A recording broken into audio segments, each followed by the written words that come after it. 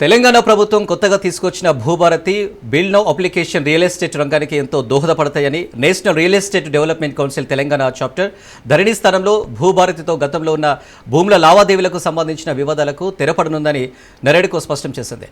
TGP pass స్థానంలో bill now application ద్వారా భవన నిర్మాణాలకు గంటల్లోనే అనుమతులు లభించేలా చర్యలు తీసుకుంటుందని నరేడ్కో ప్రతినిధులు తెలిపారు.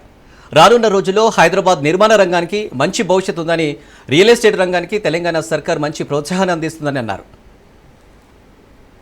ఎదుర్కొన్నారు. ఒకటి, ముందు అసలు అడ్వాన్స్ ఇన్ఫర్మేషన్ లేకుండా రియల్ ఎస్టేట్ రంగానికి సంబంధించి కానీ లేకపోతే స్టేక్ హోల్డర్స్ ఎవరితో ఇంటరాక్షన్ కానీ ఇన్ఫర్మేషన్ లేకుండా రిజిస్ట్రేషన్స్ అనేది ఆపేసి సడన్గా తీసుకొచ్చారు. సో దాంతో ఏమైతుందంటే మాకు అసలు ఒక ఫీడ్బ్యాక్ ఇచ్చే అవకాశం లేకుండా పోయింది. అది వచ్చే వరకు అది ఎలా ఉంటుందో మాకు తెలియదు. మనకి హిస్టారికల్గా తెలంగాణ, ఆంధ్రప్రదేశ్ కంబైన్డ్ స్టేట్లో ఆంధ్రప్రదేశ్ ఈజ్ ఫస్ట్. రిజిస్ట్రేషన్స్లో ఒక రెవల్యూషన్, అంటే కంప్యూటర్ కార్డ్ అనేది పెట్టి computer aided registration data management అని తీసుకొచ్చి అదొక రెవల్యూషన్ ఆ రోజుల్లో.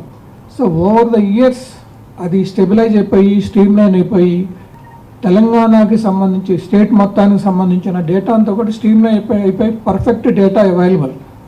ధరణి తీసుకొచ్చేటప్పుడు ఆ డేటా మైగ్రేషన్లో కట్ ఆఫ్ డేటా అనేది ఏం తీసుకున్నారో కానీ సర్ప్రైజింగ్గా నేను ఒక లేఅవుట్ చేసి లేఅవుట్ అమ్మేసి ప్లాట్లు అయిపోయిన ల్యాండ్ని సడన్గా నేను ఎవరి దగ్గర కొన్నానో వాళ్ళ పేర్లు ధరణిలోకి వచ్చినాయి. వాళ్ళు పాస్బుక్లు ఇచ్చారు, వాళ్ళు మళ్ళీ అమ్ముకున్నారు.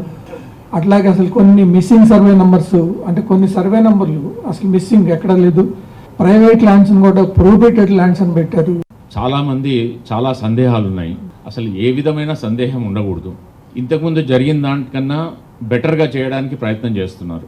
బిల్ట్ నౌ కానివ్వండి, భూభారతి కానివ్వండి. భూభారతి మనకి లాస్ట్ పాలసీ ఏదైతే వచ్చిందో, భూభారతికి ముందు ధరణి ఏదైతే ఉందో దాంట్లో డెవలపర్లు ఎంత సఫర్ అయినారో దానికన్నా ఎక్కువ, దాదాపుగా 3 లక్షల మంది, 3 లక్షల రైతులు సఫర్ అయ్యారు. దాంట్లో కంప్లైంట్స్ అన్నీ ఉన్నాయి.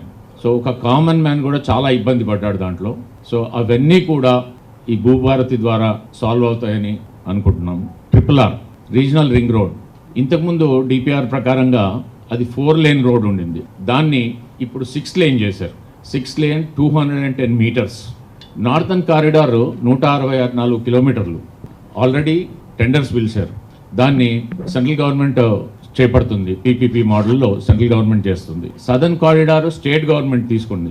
రియల్ ఎస్టేట్ వ్యాపారం అనేది రెండు బేసిక్ పాయింట్స్ మీద ఆధారపడి ఉంటుంది. కాయిన్కు 2 వైపులా అన్నట్టుగా, ఒకటి రెవెన్యూ అంటే ల్యాండ్కి సంబంధించింది, 2 అప్రూవల్స్ సంబంధించింది. ఈ రెండింటిని కూడా నూతన గవర్నమెంట్ ఏదైతే ఫామ్ అయిందో అయిన తర్వాత వాళ్ళు తీసుకున్నటువంటి న్యూ ఇనిషియేటివ్లో 2 యాక్ట్స్ లాగా, అంటే ఏదో మామూలుగా తీసుకొచ్చేటువంటి ఇంతకుముందు వచ్చినటువంటి యాక్ట్లో లేకుండా వచ్చినటువంటి ప్రక్రియలాగా కాకుండా చట్టం రూపంలో వచ్చినప్పుడు ఏంటంటే వాటిల్లో దానికి చాలా ప్రతిష్టత ఉంటుంది. దానికి సంబంధించినటువంటి పూర్వాపరాలు, లీగల్ కాంప్లికేషన్స్ ఏమేమి ఉంటాయో అన్ని చూసుకొని వచ్చే అవకాశాలు ఉంటాయి. ఆ రకంగానే ఇప్పుడు రెవెన్యూకి సంబంధించింది భూభారతి అని కానివ్వండి, అది అందరికీ తెలుసు, మీ అందరికీ కూడా తెలుసు. ప్రతిరోజు మనం చాలా పుంఖాలుగా మనం దాని మీద రకరకాల కథనాలు మీరు ప్రచురించారు. సామాన్య ప్రజల నుంచి ఒక మారుమూల పల్లెటూరులో ఉన్న వాళ్ళందరి నుంచి సిటీలో ఉన్న వాళ్ళందరూ కూడా మనం సఫర్ అయ్యాం.